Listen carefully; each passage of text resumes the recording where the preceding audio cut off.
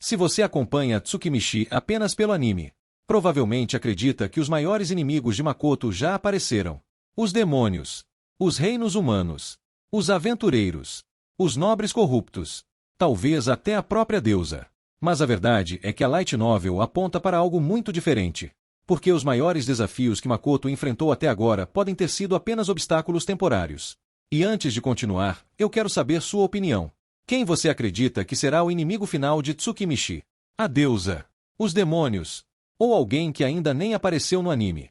Porque quando analisamos a história com atenção, percebemos um padrão curioso. Makoto vence praticamente todos os conflitos que encontra. Não porque eles sejam fáceis, mas porque nenhum deles realmente está no mesmo nível que ele. E isso é algo que a própria novel começa a reconhecer. No início da história, Makoto enfrentava problemas locais. Monstros, bandidos, aventureiros. Mas conforme seu poder cresce, o tipo de ameaça também muda. Primeiro vieram os conflitos entre nações. Depois as disputas entre humanos e demônios. Depois os problemas envolvendo a própria estrutura daquele mundo. E quanto mais a história avança, mais percebemos que os inimigos atuais não conseguem acompanhar a evolução de Makoto. Mas existe uma exceção. A deusa. Durante muito tempo, muitos leitores acreditaram que ela seria a antagonista final da obra. Afinal, ela rejeitou Makoto. Manipula os humanos. Interfere constantemente no equilíbrio do mundo. E claramente possui interesses próprios. Mas aqui existe um detalhe importante. Mesmo sendo uma entidade divina, a deusa não parece ser o maior problema.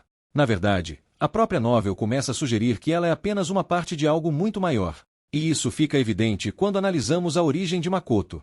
Porque seu nascimento nunca foi algo comum. Seus pais vieram daquele mundo. Migraram para a Terra.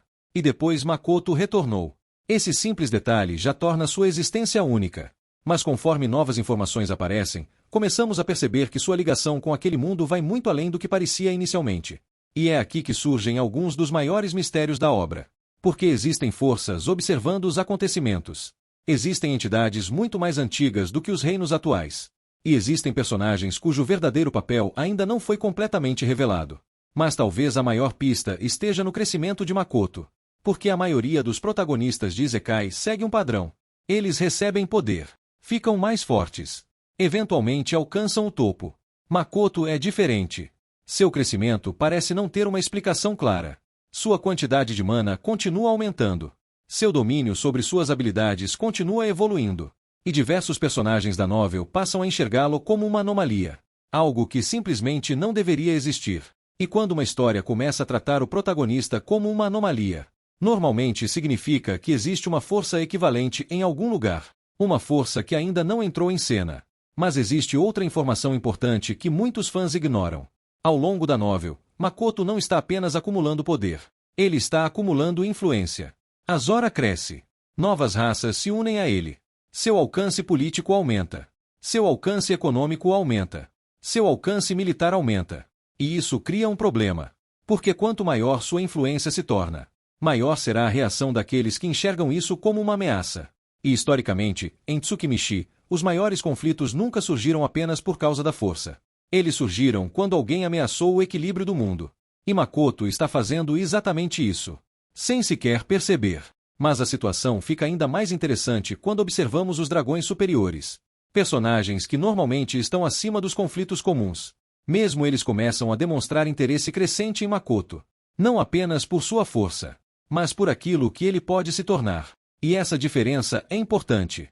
Porque existe uma grande distância entre ser poderoso e representar uma mudança na estrutura do mundo. Makoto já ultrapassou a primeira etapa. Agora ele está entrando na segunda. E isso sugere algo muito interessante.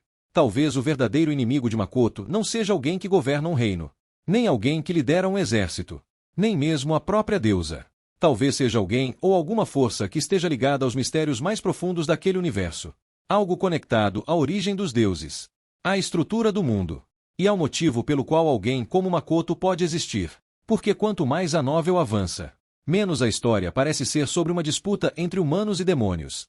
E mais parece caminhar para um conflito em escala completamente diferente. Um conflito capaz de redefinir tudo o que conhecemos sobre aquele mundo. E talvez essa seja a maior pista de todas. Os inimigos atuais causam problemas para Makoto. Mas nenhum deles realmente o desafia. Nenhum deles força Makoto a alcançar seu verdadeiro limite. Nenhum deles parece ocupar a posição de antagonista final. E quando uma obra passa tanto tempo construindo um personagem como Makoto, normalmente existe uma razão. A história está preparando algo maior. Algo que ainda não entrou em cena. Algo que pode finalmente explicar por que Makoto é tão diferente de qualquer outra pessoa. E talvez seja exatamente por isso que os maiores leitores da novel acreditam que o verdadeiro inimigo de Makoto ainda não apareceu. Porque os conflitos atuais explicam o presente, mas não explicam os maiores mistérios da história. Os deuses, a origem do mundo, a existência única de Makoto, e o motivo pelo qual seu crescimento continua quebrando todas as regras conhecidas. E quando essas respostas finalmente aparecerem, existe uma boa chance de que descubramos que a deusa nunca foi o verdadeiro desafio. Ela era apenas o primeiro obstáculo. E você? Quem você acredita que será o verdadeiro inimigo final de Makoto? A deusa? Uma entidade superior? Ou alguém que a novel ainda está escondendo? Deixe sua teoria nos comentários.